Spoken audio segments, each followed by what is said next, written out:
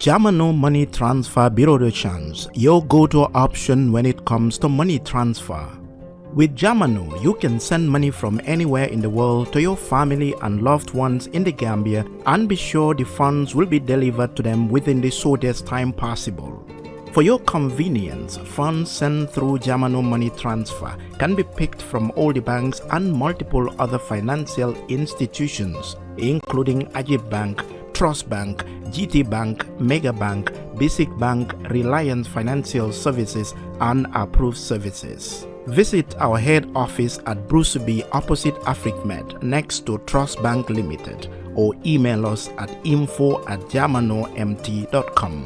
You can as well call us on 310-3050 or 310-3051 or yet still 733-0688.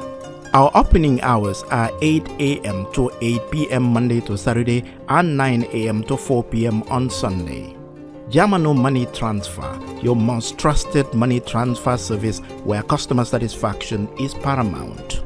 When you think of a simple, fast, and reliable money transfer, think Jamano Money Transfer.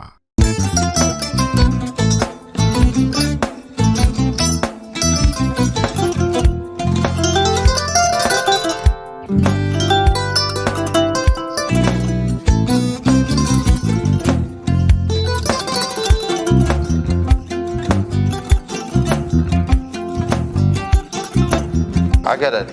Mbijan raganyadi. Albaka. Mbaka important. Yo, nga transfer la sto. Ya transfer la sto. Ha, code nyenji. Okay. Korsa. Nsila ID soto. Ah, sa soto. Sorry. Agadadi. Mbijan bro. Albaka. Mbaka. Bara Allah service o tariya. Ah, mbare mo ki janna nun kunu bara tariya. Ah, janno mi yona forest de bureau. Gambia tonkon na no mbari ya bere. Ha. Birim koyna fo kato. Bari si kodo kino kato ni fo bolong blabe to. 56 branches mola sota Gambia jam. Ha? Ha. Gambia kono ani Gambia bantala bankol. Nka kono kiya bere to. Kodo sifa fo palindiro fo nyaadi lafta memmen na kodi to poto nin kodi maraw. Jannom number 1 di nyonta. Andum fana nata anoda enterprise sotale. Wolam nyindi ko domorol fana kol fana be firale de dadi mani domorol din fana be teat. Gambia dawda yalo ngam fa kendol sotale je. Ha e wo moyo diat ha. Apelenta baraka ni lafta nyelen kendol e binaji. Yalo bukani la ko la baraka ba. Yalo ndel chosano lo. Abaraka.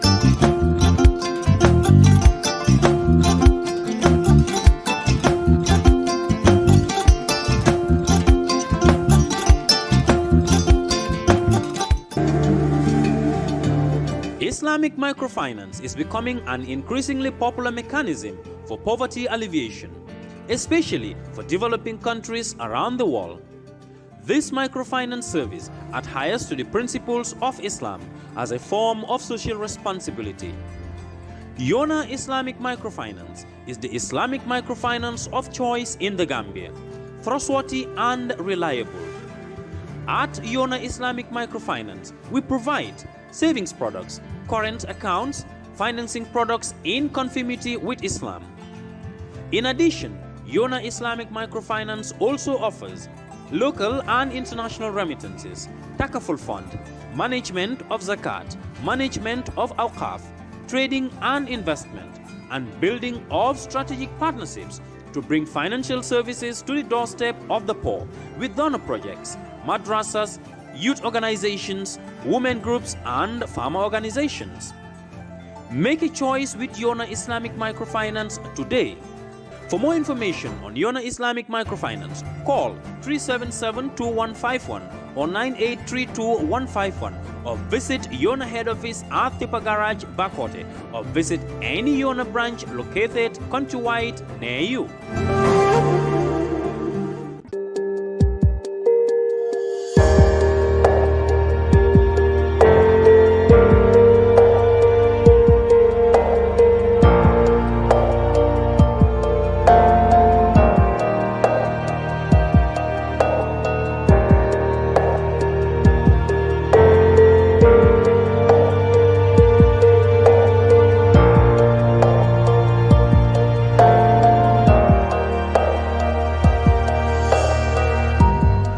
Hello and welcome to the brunch.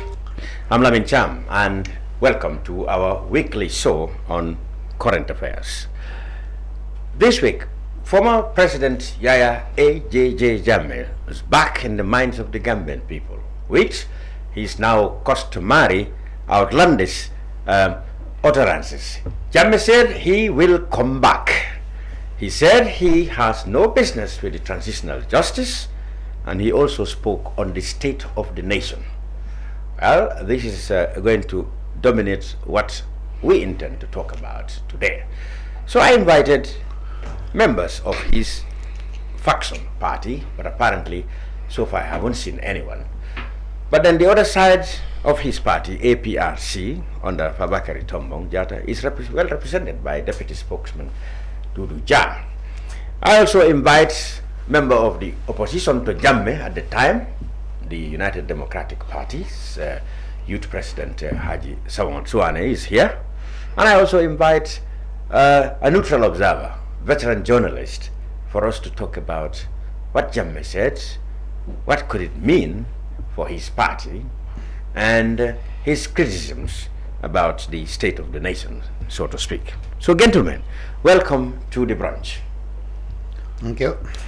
Good. Before I go to the politicians, I'll start with Jawo. Perhaps maybe we can start with what I assume will be an independent analysis of what Jammeh said. Jawo, Jammeh, on the 22nd January, and this time he made sure that people know that this audio is not an old one.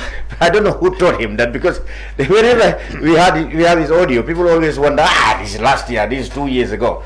But he has learned very good communication skills now. This one he wants to show everybody to be sure that this is a recent one. So on the 22nd January, he came out and said, one, he had sacked what he called his party's interim leader, and that he himself had taken control of the party. He also said that people who are talking about him going to try, well, he is not going anywhere. In fact, he is coming, and those who are saying that kind of thing should know that, or in fact, should find where they are going. In fact, he said they cannot go anywhere because he can get them whenever he is here. And he also, transitional justice, his party, and the state of the nation. That's how I categorize his speech. Now, why do you think Jammeh should make this statement at this time? What do you think could have influenced his decision? Well, I don't think it was a surprise to many people that Jammeh came out and made these outlandish statements. I mean, it's quite common nowadays, after a while, Jammeh would want to come on the scene again, so that people know that he is still alive. So these are just one of those Jammeh attitudes. He would come out and say anything so that people will talk about him. He doesn't want to be absent from the media for a very long time. So that is one aspect of it. Maybe the other aspect also, recently we've heard about the decision of ECOWAS to help the Gambia set up a special tribunal to try him. Again, probably he's reassuring his supporters that, he's not afraid of such a tribunal, and in fact what he said was such a tribunal will never take place. That is another thing. Although I don't think he has control over such a tribunal, it is definitely very likely to happen. And when that happens, maybe the other thing is, would Equatorial Guinea allow him to face that trial? That is another aspect of it people have to concern about. But definitely, him again coming out and making all those statements is not a surprise. But I don't think it was a wise move on his side, because as far as I'm concerned, he seems to be even antagonizing his own supporters, because he has got a core of supporters, although they are not many, but they are still there and they believe in him very, very much. And the very fact that he has decided even to sack the so-called interim leader of his party, and then take over the party himself, I don't think it was a wise move. But honestly, it wasn't a surprise as far as I'm concerned. This is the Jammeh that we know, and he will continue to be doing this kind of thing. But whether Jammeh would ever come back to this country, of course he may come because he's a Gambian. probably one fine day he would come back to this country as a citizen. But whether Jammeh would ever rule this country again, honestly, I'm convinced that that will never happen. Never, Gambians will never again allow Jammeh to be head of state in this country. There's no doubt about that. Before I move on, what do you make of his, his assassin that he had a better record in office than the prevailing circumstances right now? I mean, he criticized the health sector, the agriculture sector, I think the education sector. In fact, he said everybody in the Gambia is suffering. Well, there is absolutely no doubt that Jammeh did some, remarkable good things in this country. There is absolutely no doubt about that. But the thing is, Jammeh, on the way, kind of, destroyed his own legacy, with the type of brutality and other things that were associated with his regime. Those were not definitely good, they kind of overshadowed the, good things that he did for this country. But there is no doubt about that. He did certain good things. That is expected of every leader. Whoever comes here will certainly supposed to do certain good things. That's why when we hear President Barrow saying that he did better than Jawara and Jammeh and everybody altogether, I think nobody should clap for him what he's doing. That is what he's supposed to do as a leader. It is not from his pocket that the money is coming from. These are public funds that he's using to do whatever he's doing. So it is not him doing it, but this is the government doing it, and that's what we expect from the government. And maybe another issue that we need to not forget about as far as Jammeh's outlandish statements are concerned is the fact that the government is keeping quiet. We have not heard anything from the government, and certainly recently we've heard about all they're talking about Esafal, what he said here and there. People lambasting him from all sides. President Barrow himself even getting into the fray and other things. But Jammeh has said these things. In fact, they are more serious than what Esafal ever said about the government. But they have not said anything about it. So that's the question. Maybe it's the attitude the government has of Jammeh now. They know that he's helpless. He is no harm, and they know. He's not relevant. So yeah, but I think particularly when it comes to the transitional justice system, we expect the Attorney General to come out and reassure the victims, Jammeh's victims, that the transitional justice system is on course, and Jammeh saying this will not affect the transitional. I think that's what we expect the Attorney General to say. He's busy in Geneva, working exactly just on that. Wherever he is. But I think maybe his government is now accustomed to his statements, and they think he's not relevant. So.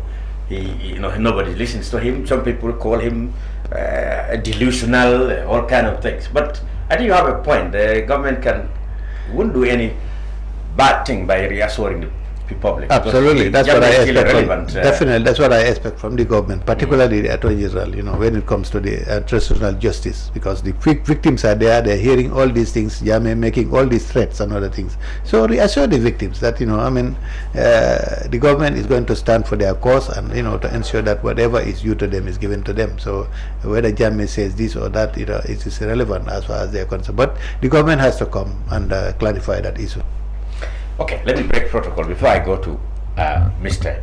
Suwaneh, whose party had been loggerheads with Jammeh all the while. I go straight to Dodou Jah. Well, Dodou Jah belongs to a party that, shall we say, used to be Jammeh's party. Interestingly, Jammeh did not even mention your faction of APRC. Is that he thinks that you are no longer relevant to talk about? So, why don't the Jammeh come out to speak now in that manner? Thank you so much, thank you for having me on the brunch again, and greetings to my co-panelists, Yaya Jawo, and my brother here, Haji. The brunch, we always munch, we always crunch. We really appreciate it. Every trending issue that's happening, almost everything is talked about here. Exactly. When the sun shines on it. Thank you. It's really a platform that a lot of Gambians, even those outside the Gambia, they appreciate and welcome. Thank you. Thank you. It's important to discuss politics, really important. And when Jammeh makes any statement, I think the interest is always beyond Gambia itself. Okay. This, I attest to the fact that I had international medias like Voice of America. I had a short interview with them, RFE or RFI, as some know about it. I also had an interview with them. which shows the interest. And I've shown even Franz Venkat, they've carried this story, made some publications on it, Al Jazeera and others. It shows you the interest that they have outside. So talk less of us that and he spoke in this English country. this time throughout English. Yes. Meaning that he was willing to be had, even beyond the source of the government. He was communicating. Yeah. And the communication, what led to it, there are a lot of allegations, rumors within the NATO Alliance camp. Where it all started, there was another breakaway group headed or led within the NATO Alliance. So your party is now three factions now. Led by Habib Seka. So your party is now 3. Yes. And what brought that? They said Jammeh gave orders that certain number of people, some of them were in their executive, that they've been sacked.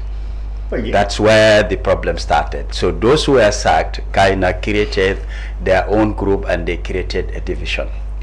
A day before Jammeh's audio was heard, Habib Seka made an audio. It was circulating on WhatsApp that he doesn't have an executive committee, that he does not hold any position.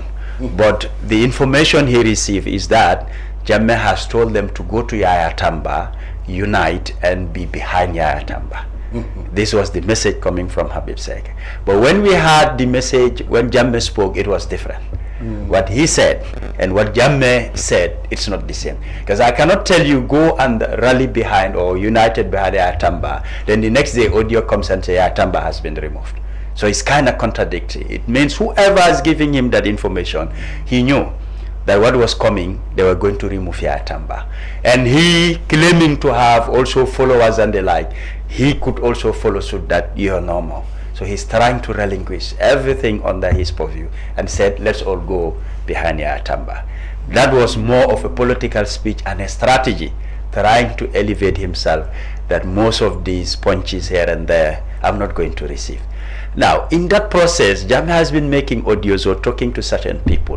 When they come and give directives, others would say, no, where's the proof that Jammeh said it?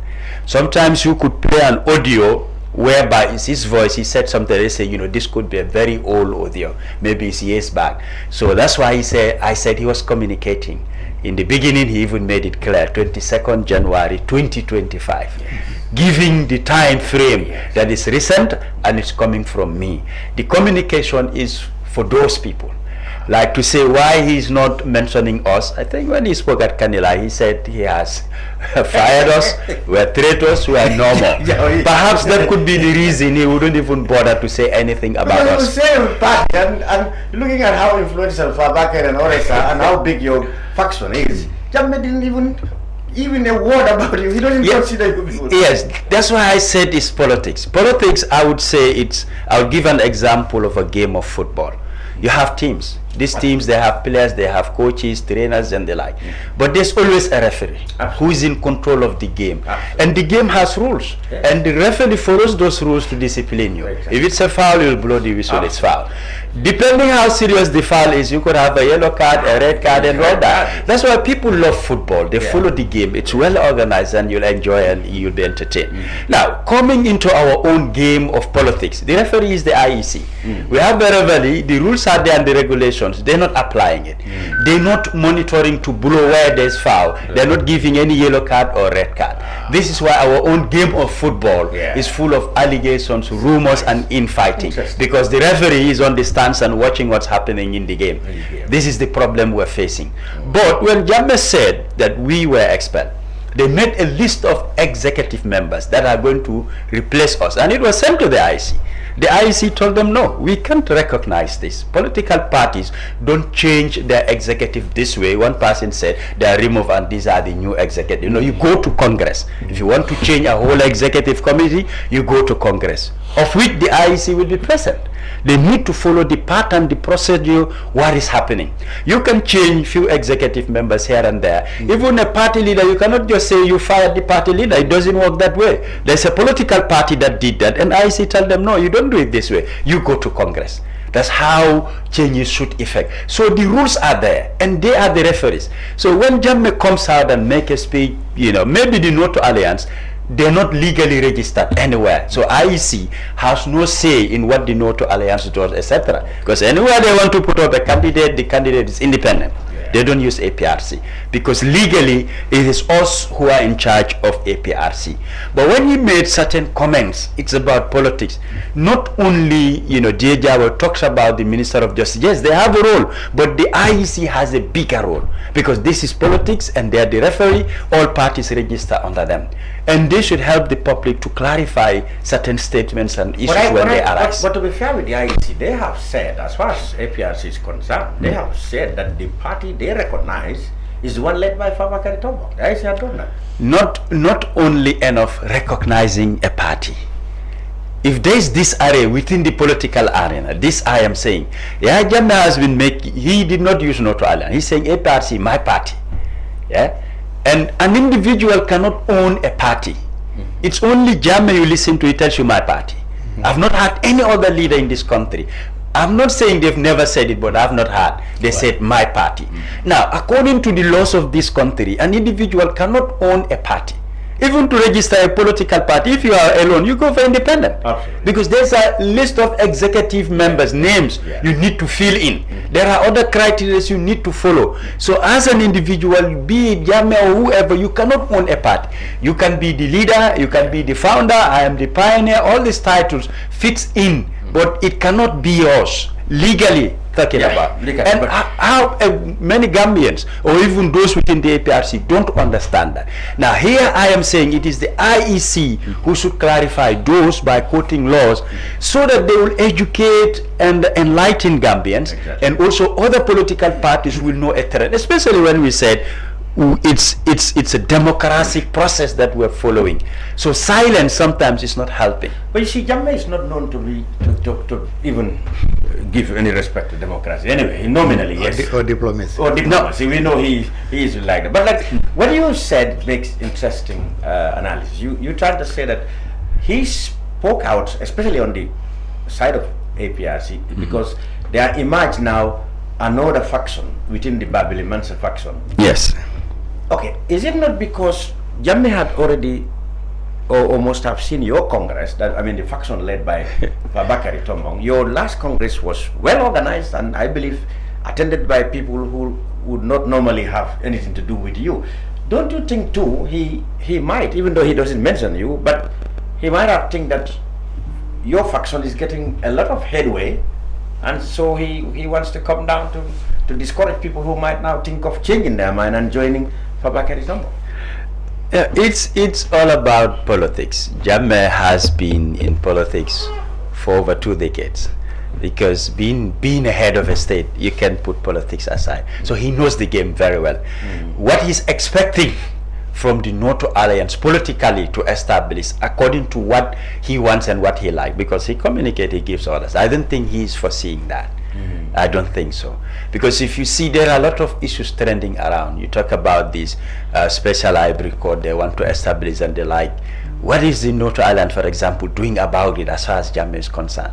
Compared to the days when we were all united, our own executive would not just be, sleeping in bed. We'll organize press conferences, we're on activities. Politically, we'll be having things would either say or do. It is not happening on the other side. So that's why he's saying now he is in charge. Now, interestingly enough, how would that be channeled? This would be the question, that nobody is going to be interim, I am in charge. That's the difficult part of it, knowing how politics is. All the time, are you gonna talk to the people openly in audios? Because if you use me, give me a message, I go to X would say, what's the proof that Jammeh said that? Would people really trust each other that any information that comes, they will comply? I don't want to go into the nitty-gritty, but as a politician, knowing how politics function, especially in this country, it will be a big challenge. So don't be surprised, in a short while, somebody else might be identified and said, Jammeh has identified X to be the leader, because you'll find it very difficult maybe to come, especially with the grassroots. Maybe he will come with an audio spelling out the new interim executive one by one. Yeah. Okay, all is possible. We will come to delve more with that. Let's talk to Haji Suwaneh. Haji, you watched this from the UDP. You have your party had already been at loggerheads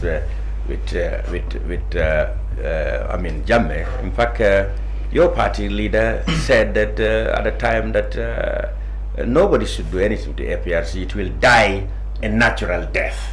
But apparently, he's not still not dead yet. Maybe disunited, but he's still alive. So, what do you make of Jammeh's latest pronouncements? Anyway, thank you so much, Lamin, for having me, and my colleague, Professor Dodou, and my own brother, Mr. Yaya Jawo, Honorable, and your viewers. Jammeh's remarks, to me, there are a lot of angles we can look at it. I don't want to take it only just like a mere political war or political statement. There are a lot of issues that we can analyze from it. From the security perspective, that's my number one concern, particularly what Honorable Jawo has said. Jammeh spoke almost now 24 hours, close to 72 hours. We didn't hear anything from the government. And Jammeh is not a little man in the Gambian politics today. He was a former president who has so many powers and did so many atrocities in this country. So if that person has threatened to come back to the country, I don't think we should say he has been saying it before but not doing it. Not forgetting that this government in place today, majority of all from the civil service to the security, they were all one-time Jammeh loyalists. No, they were government employees. Most of them are Jammeh loyalists I'm talking about. Most of them are Jammeh loyalists. Yeah, most of them. Some of them. Yes, it is some you put it, but I said most of them. Yeah. Currently, the APRC Fabakary Tombong, late Fabakary Tombong, these people were fighting so much for Jammeh. And then, in fact, it went to an extent whereby they said, if anybody wants to stop Jammeh coming to this country, there will be a guerrilla war in this country. So, not even long ago, Fabakary Tombong went to Foni, and he said, he promised the people of Foni that if they want Jammeh back in this country, what they should do is to rally behind Barrow. Because it is Jammeh who took former President Sadauda late to exile, but the same Jammeh brought Sadauda to this country and settled here. So if they want Jammeh to come to the country, means that they should give chance to Barrow and rally behind Barrow. Then maybe Jammeh would have come to the country. Not 2 weeks, they have a Congress. And in that Congress, Fabakary praised and thanks Allah a lot that they are now able to put APRC intact. So those who are trying to break APRC, they are unable to break the party. Now the party supporters are intact, are in support of them. And he maintained the coalition with the with NP. No, he said it depends on the. No, he currently maintained the coalition with NPP. Yeah, until for the next election, yeah, that the supporters will decide. Yeah, exactly. Almost not even a week. Jammeh come up. I know what Dodou has said. Yes, could be a factor, but not even a week. Jammeh came out publicly, released an audio, communicate to the APRC, not to Noto Alliance. And Jammeh knows Noto Alliance is the existing party that is supporting his agenda. So, but he communicated to the public that APRC now he is in charge, but deviated to take in charge of the Noto Alliance leadership, not the APRC originally. Saying he's coming back, and if he comes back, he will never go to jail. Even if he do so, he never fear to go to jail because that's what Allah is for him. But therefore, when he comes to this country, he will come massively. The person who will go to jail will be known. He just promised them that nobody should run, and even if he runs, he will be able to continue. This is, for me, this is a statement that is threatening national security. Looking at our current security sector reform, the trend we are in today, the civil service reform, the trend we are in today, how much information is Jammeh getting that he would come back to this country and he will have the powers? Because if he said that you will come after them, which power do you have to go after them? What are you trying to cook? What are you trying to tell me? So I think that angle, we have to look at it at a security perspective. That Jammeh is having a serious link to this country today that is feeding him day to day on the situation of the country, particularly at the helm of affairs. So if that is the truth now, where is the right to the TRC that is going to be implemented? We are talking about this special tribunal court now. We know the Justice Minister is in Geneva, lobbying funds to prosecute Jammeh. Yeah, he said that he's appealing for almost $60 million for the Special Tribunal Court to be able to be implementing its purposes. So therefore, now Jammeh also played a card that in fact his doors are open to come to this country because he will never fear for prosecution. if they want to do so, because he believes he will never go to jail. So this is the angle I want to look at it. Jammeh is not only a threat to the security, but to national security. But I believe the lack of having meaningful security sector reform is causing the country a serious national security threat. Looking at issues that are happening day to day in this country here today. So you think the government should have come out and addressed? Before anybody speak, I think the government is supposed to be the leading. I mean, that used to happen. I remember in the earlier days when he's, when he makes such statements. But why the government spokesman will come out with something? Indeed. But why are they silenced this time around? Maybe they are tired of it. They cannot be tired of somebody. They don't know nobody respects. No. People respect Jammeh. People respect so much Jammeh. It is because of Jammeh, I can tell you, APRC is in government. It's because of Jammeh. Not anymore. It is because of Jammeh. No. It is because of advocating for Jammeh, right? I disagree. That was at the beginning, but in the later part, no, you might disagree. In the later part, Fabakar and his people went to Barrow, without the approval of Jammeh. You might disagree. So it's not because my points are, it is because of Jammeh that APRC Fabakar Tombo Jatta were able to threaten Barrow that we still have the power, we still have the support base. Because Jammeh's name was used in any rally. Jammeh's name was used in any mobilization to mobilize crowds that are threatening Barrow's political ambition. Therefore, force him to negotiate with Fabakar Tombo Jatta. Fabakar Tombo Jatta knows now that 90% the information they are getting from Barrow, they are close to making coalition with Barrow, and Jammeh is not aware of that. By the time Jammeh was aware that coalition is going to happen, already a deal has been struck. So I'm telling you, it is because of Fabakar had said Jammeh had always been in the picture. Yes, behind the scenes.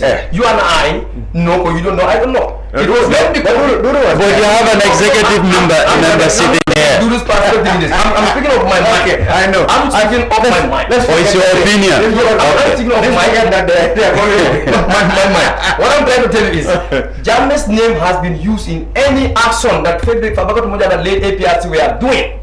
From the protest to the submission of their petition, from any action that the TRRC was taking, any proceeding the TRRC took before, you will see the likes of Bakso Jaite, Rambo Jatta, they will come up and an attack against the TRRC. Threatening Jammeh that Barrow that if you allow this thing to go like this, maybe deals will be broke. Okay. So let's go. My point is, Barrow is the threat to our security today, and Barrow is the cause of all what Jammeh is doing. Not long ago you said Jammeh, now you said Barrow. No, I mean his statement is a threat to national security. But who caused it? Because of lack of security sector reform, lack of meaningful civil service reform, lack of doing things that are necessary to be able to give us a country that we know that now we are free from the past.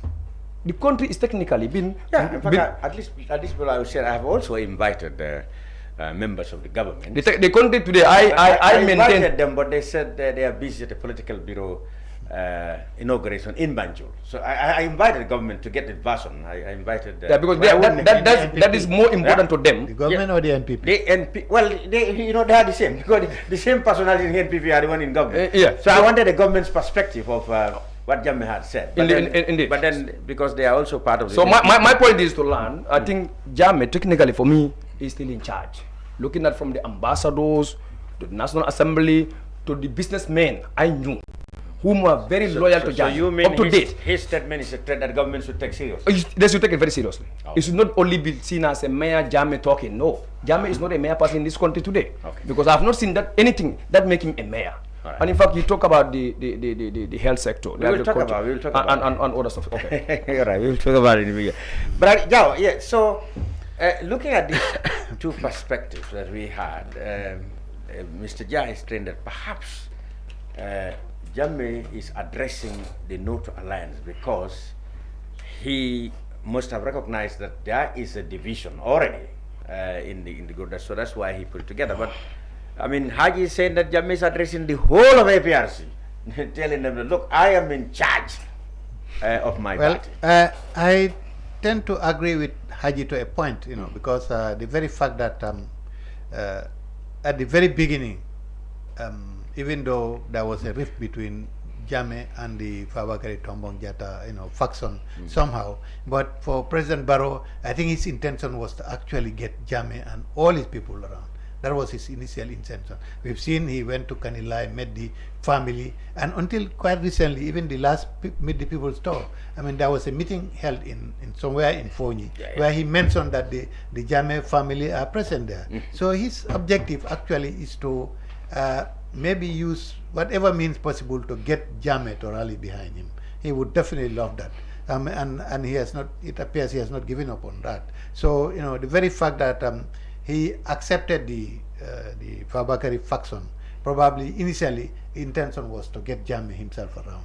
But somehow, somewhere, probably it didn't work the way he wanted to. But it appears he hasn't given up. He still wants Jammeh to be on his side. So probably even the very fact that the government has not even issued a statement could be a reflection. Could be a reflection of that. Probably, they still think that they can be able to get Jammeh to rally behind the president and support him, and he feels that then it would have been. The situation would have been stabilized as far as the Jammeh issue is concerned. These are all possibilities. Did you notice what Mr. Jah said? In the beginning, whatever has to do with Jammeh, whether it is talk about possible transitional justice, anything that has to deal with that, the APRC will come out and defend him, so loudly and so public, and disagreeing with anybody who suggested anything. Now, how do you think Barrow can still be interested in getting Jammeh when his government, as former Jammeh officials and supporters are saying, is working on the special tribunal, among other things, to try Jammeh era crimes, that they call it in the official circles, Jammeh era crimes.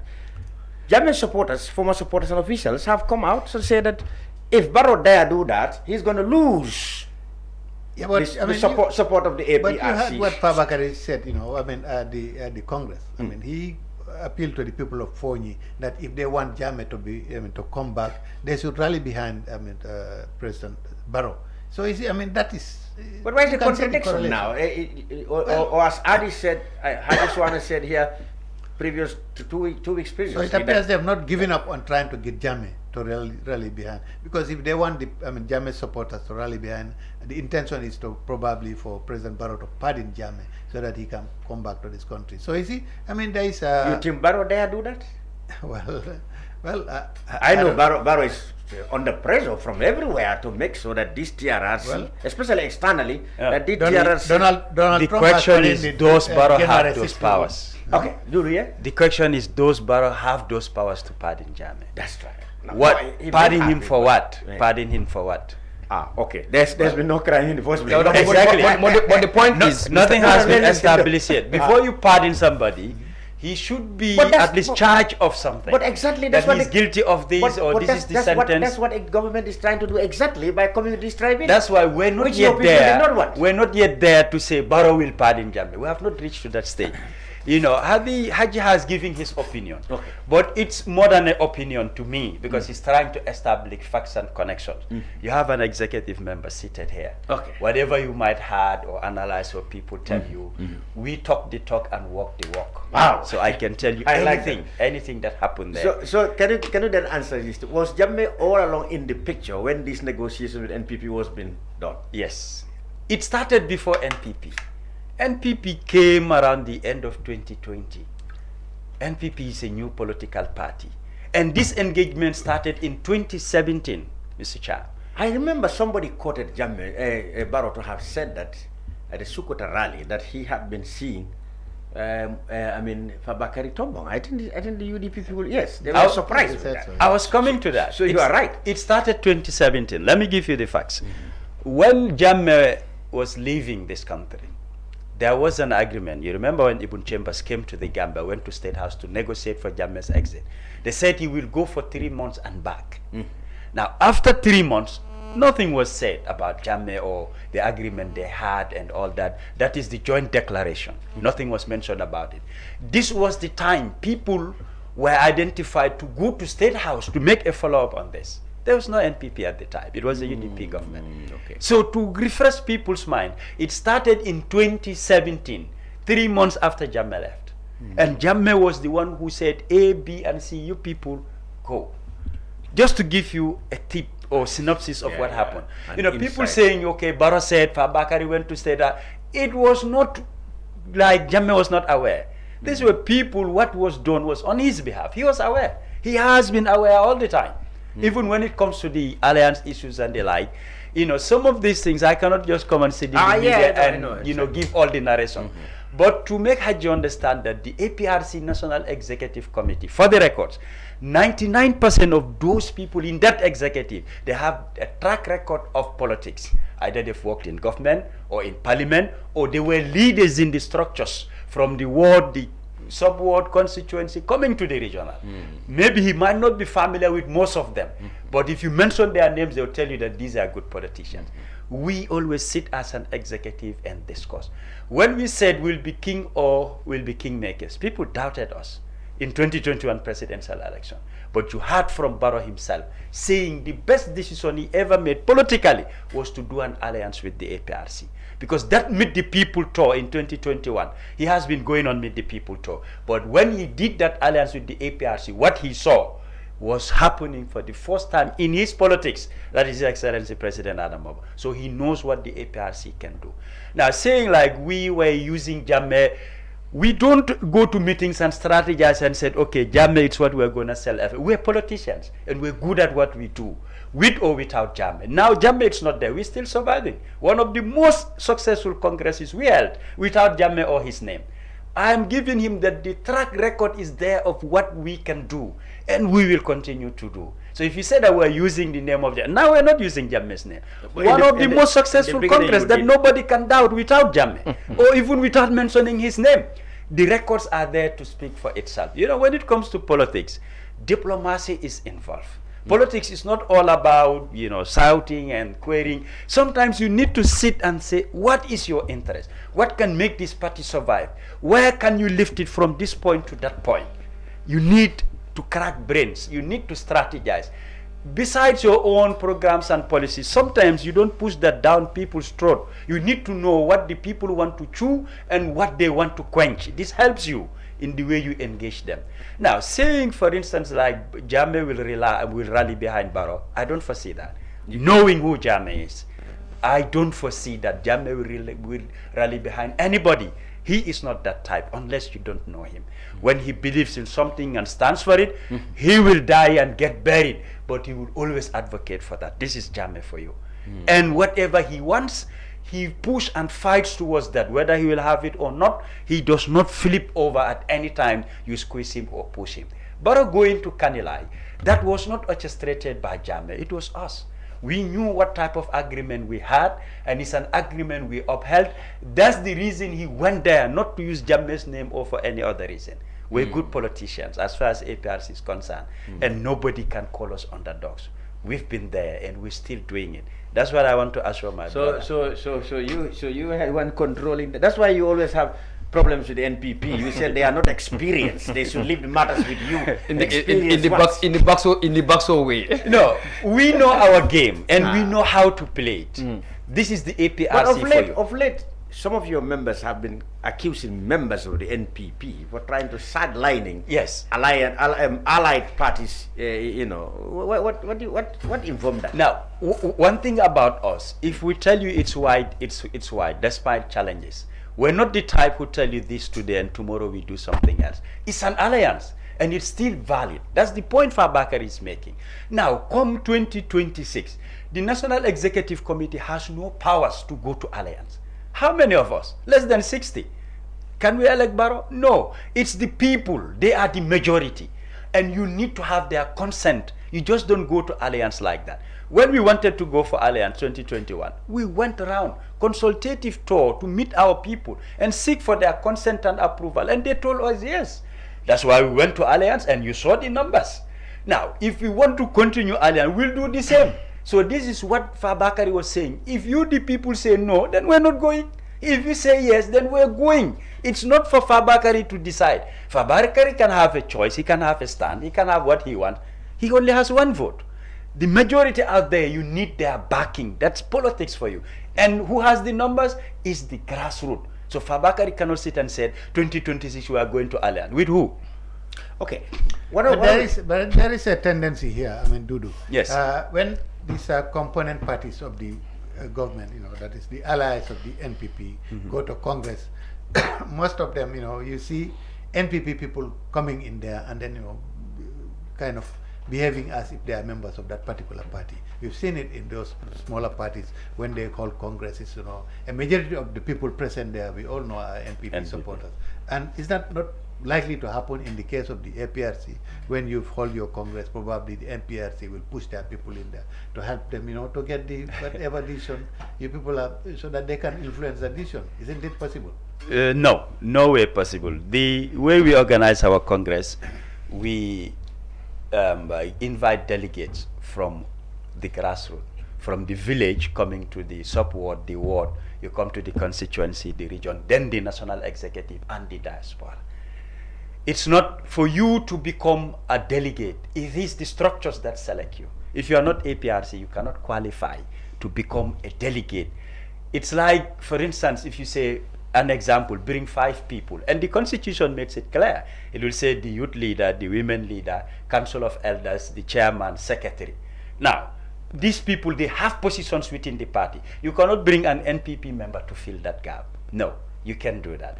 Opening ceremony, you invite parties from outside. And what we did at the Congress, we'll say, Dodou Jah, GPDP, stand up, and they clap for you. They'll know that this guy is not APRC, it's from GPDP. Now, when Congress is left, they all leave. And every delegate, you have a card with your picture on it. So when people look at it, they will see my picture, my name, and it will be written delegate. Now, for the Congress proper, everybody goes out. The security doesn't allow anybody if you don't have a card. If you lose your card, it is the constituency or the ward, whoever, the chairperson, that would have to come and identify you to give that guarantee that is part of our delegates. And we have the list and names. Good. So nobody was there who wasn't APRC. So in fact, even our people, some came without being delegates. They were outside. Inside was jam-packed. Outside, 2 people were many. We hired a band for them. At least we don't want to leave them sitting like that. Let the band entertain them, and they keep enjoying themselves. So Haji maybe and others were right that you use your expertise and to cohese the NPP. I mean, so they are right. No, but to dictate this Congress. So you have a lot of financed by us. You may allow me. Yes, okay. I think there's a point, because since we are on the political side here, I was looking at Jammeh's issues on national security perspective. Yeah. But to the political side, I think elections proves parties' powers. To me, APRC Fabakary Toumaniata led alliance, and the NATO alliance Jammeh agenda promoters. If you come in terms of numbers, they have the numbers. But seriously, they have shown in the they have the numbers. They are the third biggest elected. No, we only know that in the legislative elections. That's the only way we could have known. No, they only make alliance with the Mama Kande in the presidential. But before that, there was something that happened, which might even reduce their powers, trying to bring a kind of that fraction within them. Jammeh first go with someone else before he suddenly broke with that person, and then yes, when with Mama Kande. So political statements we are using it that might cause the Mama Kande led APRC. Like that. So what I'm trying to tell you here, in the local government elections, coming to the National Assembly elections, APRC Fabakary Toumaniata led cannot brag that they have the support. They don't.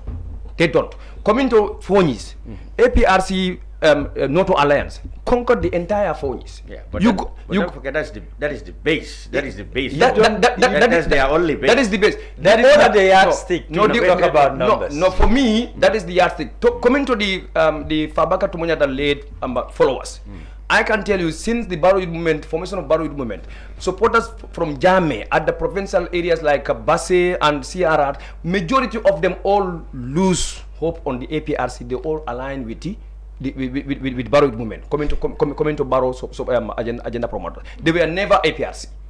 Seriously? Yes, of course. So, we all grew up there. We know what is there. So the support base for Jammeh, using the name of Jammeh, if you look at the coalition, Dodou said that Jammeh was in picture. Yes, Jammeh was in picture. That the agreement between Jammeh and the partners then was that if he goes back temporarily, he will come back. But by then, when they were submitting a petition to the AG chambers, did they put Jammeh into that picture? Did Jammeh have the copies of that petition? What were the conditions? Did Jammeh have any clue about it? I can say no.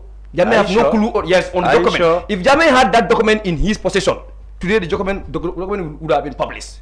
Which document are you talking about? They have submitted a petition to the AG chambers. Yeah. You remember? They marched to the AG chambers and submitted a petition. Yes. So if Jammeh was help him before he proceeds. If I learn, I will come. If Jammeh was in picture and he has access to that document, the agreement between the APRC and Jammeh was in picture, he also have an input into that. That document would have been published to the outside. But Jammeh was never in picture of that one. I can tell you. Let's not forget. I don't want to. Reduce the conversation to you, the two of you now. I want your parties. I want us to continue in analyzing Jammeh's thing. He talked about, we dealt with his party. We are told by Dodou, perhaps Jammeh is responding to a potential division within his side. Yes. And we also talk about how he felt about the transitional justice. Now let's talk about what he claimed, that he had a better record in all the social sectors than currently. Dodou, do you agree with Jammeh? Because you are supposed to be part of the failures and achievements of the Barrow regime. Of course. Do you agree with your former boss? As well as the Jammeh regime. Yeah, that's what I mean. Do you agree with Jammeh that, he said he had a better record at health, school, and now he said Gambia is a laughing stock? Giving the number of years they both serve, you can compare the two. Jammeh has been there for 22 years. I grew up in So he did better? Of course. Compared to Barrow? If Barrow served 22 years, then you can make comparison. But 22, 8 years, you cannot compare the two. Jammeh came at a time when what Gambia never had, he gave us that. So, things that we even, at the time, we never thought it was possible. But let's talk about the economy. He said he did better. That's the point I am arriving at. It started from that because he's mentioning about all this. That's why I said growing up in Serekunda, I knew the things that existed. I went to Serekunda primary school. I know. Like during our time, we carried table and chairs on our head. Yeah. Jammeh has solved that problem. And most of the people in the provinces, they used to come and reside here in the urban areas to have opportunity to go to school. Jammeh told them, no, you don't need to come all the way here. I'll build schools for you, which he did. These are, I said, the comparisons, you can't make the two. But Barrow, he gave us what we never had. On account of that, Barrow said he built more classrooms. Classroom and a school, these are two different things to compare. School, isn't it? No. If you have 20 classrooms, you must have 10 at least schools. What I mean, the school is already there. You come and add classrooms. You can't compare the two. Classrooms that Barrow was talking about, he said how many daily? He said something there. The classroom Barrow talk about. What I'm saying here. I think Dodou is right here. Yes. I understand what Jammeh is not talking about classroom. He will tell you primary schools and high schools he built, including the University of the Gambia. Okay. Including the university. Yeah. Jammeh gave us things we never had at the time. For instance, people who used to come all the way from Gunjur, come to school, there's uniforms, they would put it inside their bag. When they reach at the school, they wear it. Is that happening? Yeah. Jammeh saved us from all that. I am giving you facts. That's why I said I was there in the midst of growing up. I knew what happened. Yeah. So if you want to make comparisons, it's not the same. Yeah. Whatever Barrow gives us today, it's already in existence. Roads, bridges, it has existed. And if you give but Barrow said he built more roads than Jammeh and Barrow combined. Jawa combined. He's talking about land. But Jammeh he's talking about he's talking about the number of kilometers. That's the length I'm talking about. How long the road is. No, there's no such road. He combined small roads. Yes, that both Jawara and Jammeh, he has built more kilometers. Yes, more kilometers. You agree with Barrow or Jammeh on that? No. Let me give you examples. Me growing up, Bakote was more of a forest area. My dad has a land and my grandfather used to cultivate that land. Nobody wanted to live around those areas.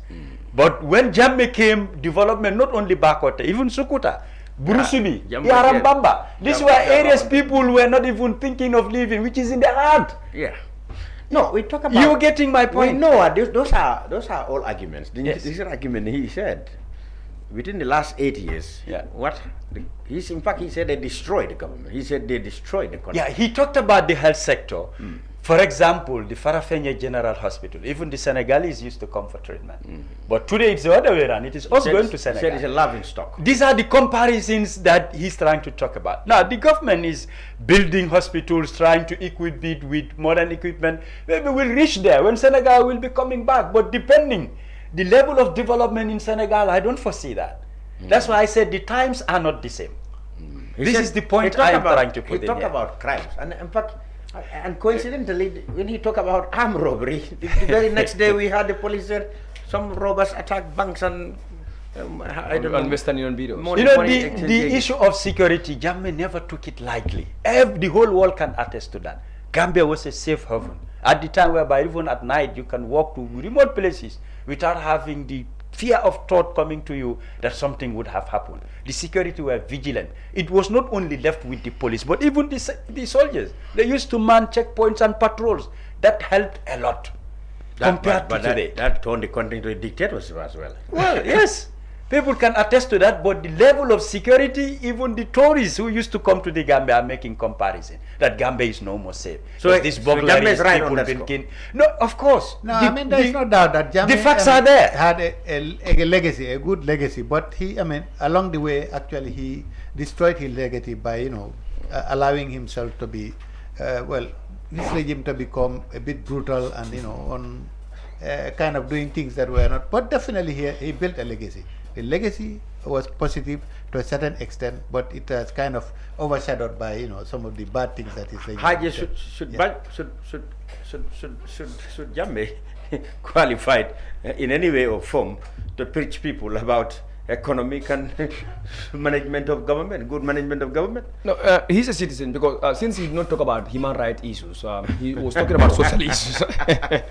He did not talk about right violations. He was talking about more of social development. But human rights violation is important. He didn't talk about because he has a very bad record. Yeah, that you're talking about the moral part of it. He's talking about an aspect that he has an achievement. He did not mention that Barrow is killing people here today. Oh, he said he destroyed. He's destroying.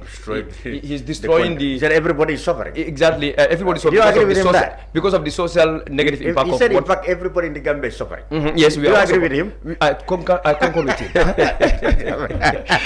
He mentioned the ferry service, Lamin. Jammeh left 3 ferries here. Jammeh said, indeed, where are those ferries? He said now, how did he even put it? He said now even the one ferry that is there, they cannot even maintain it. Jammeh can criticize. Yeah, he's right. Totally is right. So the health sector, like Dodou said it, anyway, and the school part of it. I went to school during Jammeh's time. Anyway, the schools all I knew were built by Jammeh from scratch. So therefore, he took the country from somewhere. Yeah. And then I think Barrow also found the country at somewhere. So today, for us to sit down here and start crying or thinking about Jammeh, if you see 3 people are thinking about Jammeh today, know that the country is at wrong direction. Hadn't been where we took it, there was a progress. Nobody today will definitely talk about Jammeh. Nobody will even have one sympathy for Jammeh. But people get his memories because of the current situation.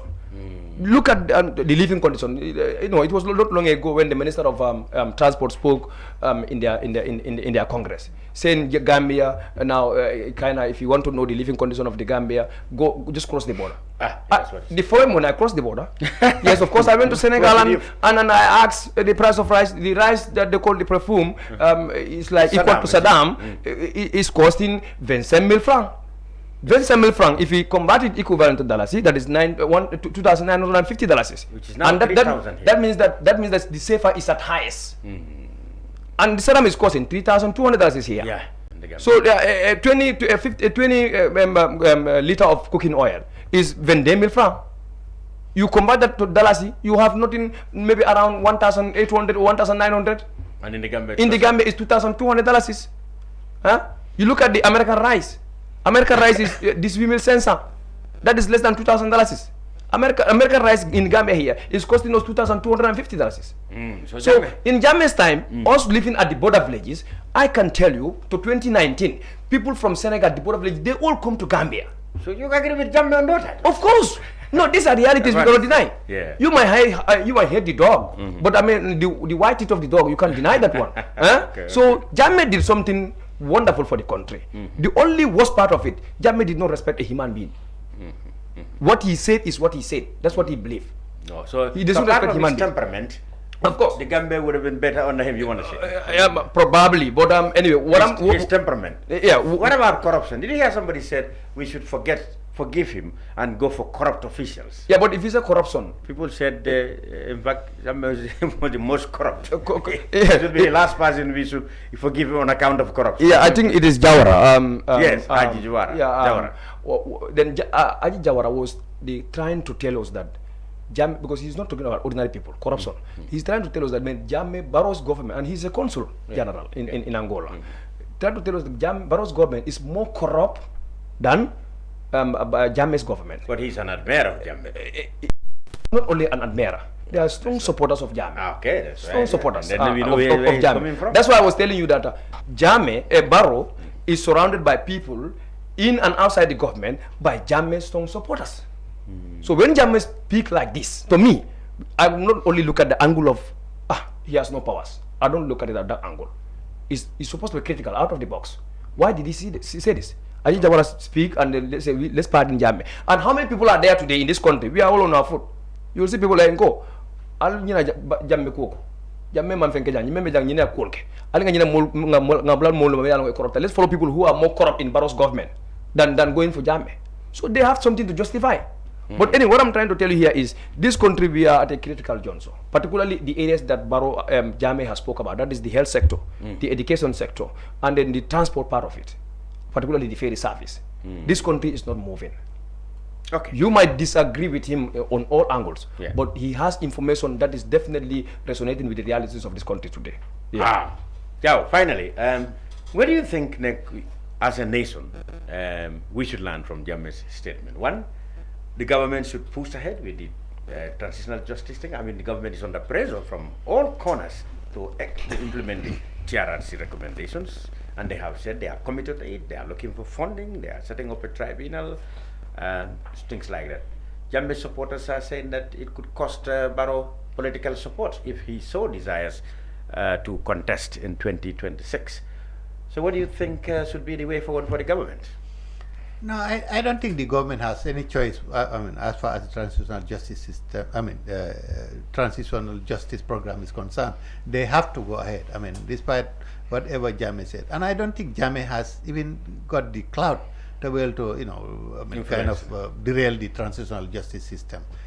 He hasn't got it. I mean, as I say, Jammeh has still got his loyal supporters here, but I mean, there are very few, definitely, as a leader, and nobody, a majority of Gambians would never want to see Jammeh back in power in this country. There is no doubt about that. So, he hasn't got the clout to, try to derail that program, absolutely. So the government should go ahead, and in fact, they don't even have a choice. I mean, I cannot imagine the government, just for the sake of Jammeh or whatever, saying that we're not going to go ahead with this transitional justice program because of this and that, or as a result of what Jammeh is saying. No, it isn't. Just past that. Finally, Haji, what do you think should Gambia do when it comes to Jammeh? Should we just, as the government seem to have done, just ignore his utterances, or you think we should still continue to take Jammeh seriously?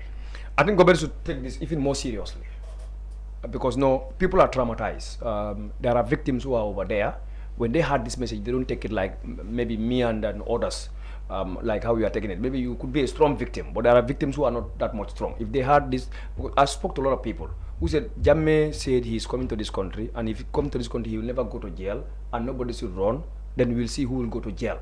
Critically, people analyze it. What does he mean about this? Government should take these things seriously. But like what Professor Jawo is saying, I think for me, I have different perspective of it. I don't think this government is having the political will. Even though we might say they don't have control over this civil tribunal court that's supposed to be set. But to me, there'll be a derail of this court. This court I'm seeing maybe could be coming at the last tail end of Barrow.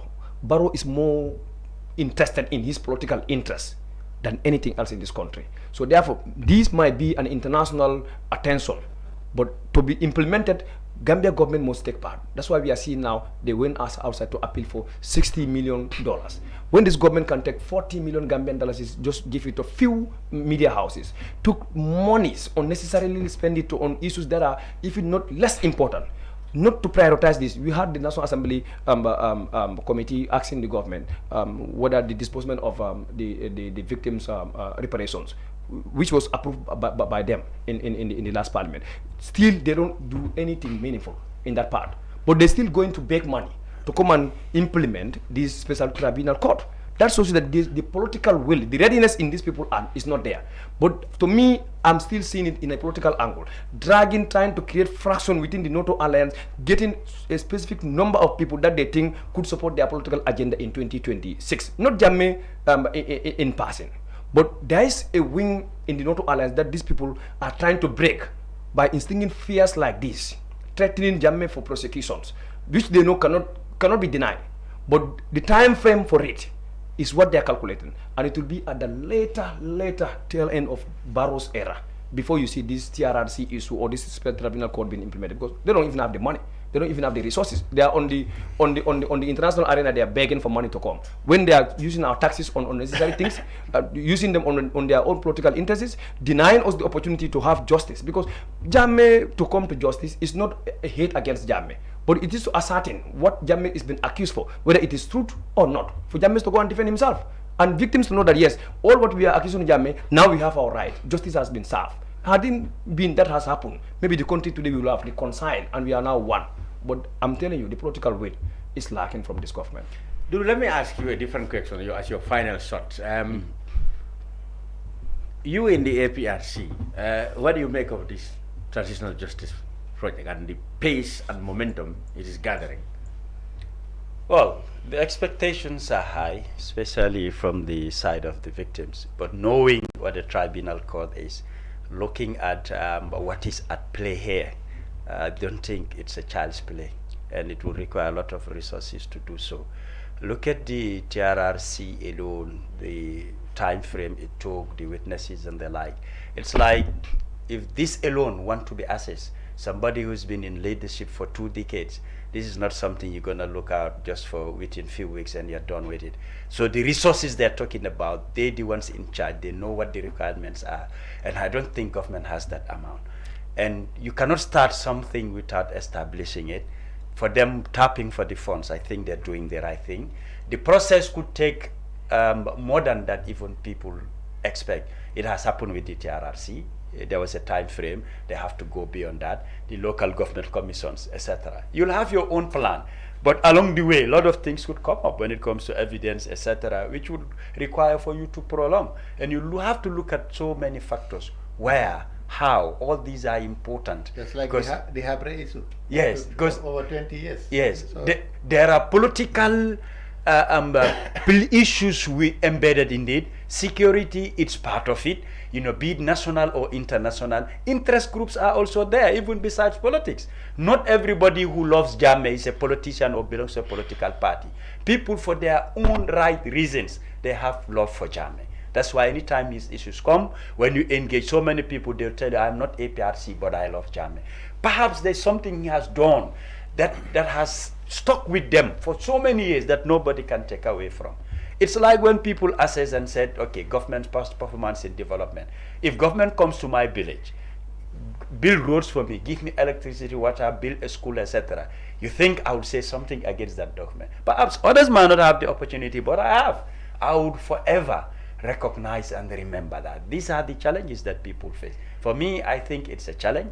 It's very huge, and ECOWAS is into play. And sometimes change of leadership within certain countries and ECOWAS can sway things around. So people must not think it's something easy, or they will just do it for a few months or years and it's done and dusted. It's way beyond that. Perhaps they should concentrate on expedite reparations. Yes, that is very important. You know, why the Victim Center was created, if you ask me, I wouldn't say the purpose is defeated, but the process is definitely encouraging for the victims. I think they need to look in-house. If government can do it alone, let them do the same thing, tap for resources outside and support the victims. That they should do more rather than just crying for foul, because the responsibility is on them for creating that center purposely for the victims. But actually, the government has already promised that the money that they obtained from Yaya Jammeh's property in the US, is going to be used as reparation. And they will go for more money from international. These are processes. You know, when it comes to diplomacy, sometimes even these Western or superpowers, they will tell you the resources is here, but do they always release them? How many ex-presidents has these issues and their countries never lay hands on those resources? Yeah. Again, it's world politics. You can't just be reliant on that. Yeah, and like we said about the budget, the government should prioritize things that from the monies they already have in position. Yes, that is where the intention. If government is having a political will on something, you will see it in the budget implementation. In the budget, the money they already. They don't rely more on donors. Yeah, that's right. They will use the local. That is the suspicion of the victims. No, exactly. Of the victims. We are running on a budget that is on deficit. Yeah. If the budget was surplus, then this issue would have been easy. Let me tell you, the suspicion of the victim community is that what government intends to do, they plan it within the money that's already in there. So they know that the victims are not in that money, so they believe that it's just like anything. Government knows in a year how many millions can be mobilized locally. They know that one. Exactly. So if they want to prioritize any activity, that is where they base it on it. Exactly. So the one that is outside the priority, they base it on donor support. And reparations. You're not getting my point here. Let me make this point. Yeah. Before the issues of the victims, budget has been there. Yeah. What has been allocated to this institution is never enough. Yeah. This is the point I'm talking about. Government's priority, what they prioritize, they don't even have enough. The victims came later. How do they fit in the budget? But this is 4 years now. This is 4 years. Yeah, this is the 4 years now. Political will also is important. It's very important. Yeah. I mean, you've seen the amount of money that they have pledged for the the 2-day OIC summit. Yeah. When even the how many heads of state came? How many 300 million dollars. Plus vehicles did they buy? Can you imagine that amount of money? In fact, I understand they are still owing, I mean, Mohammed Jah and other people and other things. But was it a priority? It wasn't, definitely. For a 2-day how many summit, victims all you could need have that been vehicle. 86 vehicles just how for 2 many days. victims could have been compensated? Absolutely. I think the priority is wrong. That is what I'm saying again. The victim center, there are people in charge. What are they doing about that? Well, they have. Those are advocates. They are advocates. In most cases, let me remind you, the times of I forget his name again. What happens normally? No. Sirif Kijera. When APRC has any activity or even he comes to light, as if the focus was on APRC. These are the time of issues I'm talking about. Put this impression on government. But Kijera was definitely putting pressure on both National Assembly and the Executive. He was equally critical of government. And the National Assembly. APRC number one. No, I know that's there, but he was also equally critical of the government. I can tell you the angle of APRC. Dodou Jah Yes. from the APRC and Haji Suwaneh from the UDP and my boss, Demba Ali Jawo. Thank you all for being on the brunch. Like I said, we invited the government side as well as the side of the APRC Babili Mansa, but none could be in today's show. We will, of course, engage them, and perhaps they will come on the subsequent shows to talk and analyze on Jammeh's recent pronouncements. The brunch will be back, inshallah, on Saturday. Thank you.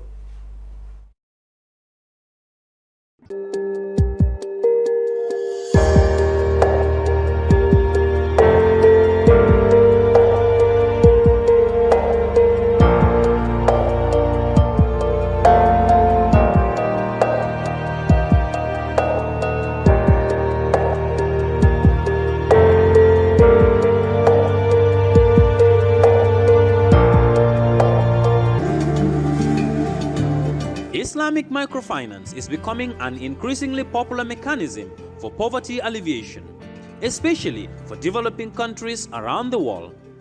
This microfinance service adheres to the principles of Islam as a form of social responsibility.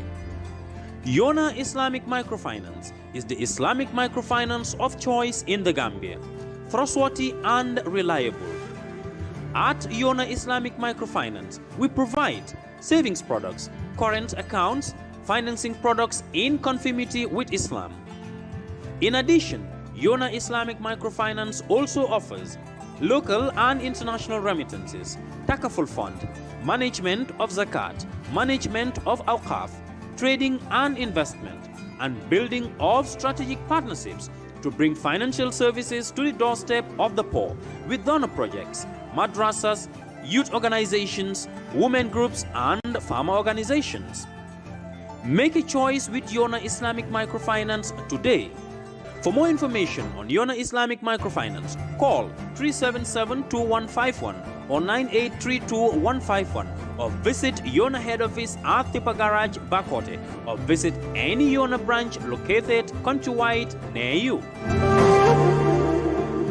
Jammeh Money Transfer Bureau de Change, your go-to option when it comes to money transfer. With Jammeh, you can send money from anywhere in the world to your family and loved ones in the Gambia and be sure the funds will be delivered to them within the shortest time possible. For your convenience, funds sent through Jammeh Money Transfer can be picked from all the banks and multiple other financial institutions, including Ajib Bank, Trust Bank, GT Bank, Mega Bank, Basic Bank, Reliance Financial Services, and Approved Services. Visit our head office at Bruceby opposite AfricMed next to Trust Bank Limited or email us at info@jammehmt.com. You can as well call us on 310-3050 or 310-3051 or yet still 733-0688. Our opening hours are 8 a.m. to 8 p.m. Monday to Saturday and 9 a.m. to 4 p.m. on Sunday. Jammeh Money Transfer, your most trusted money transfer service where customer satisfaction is paramount. When you think of a simple, fast, and reliable money transfer, think Jammeh Money Transfer.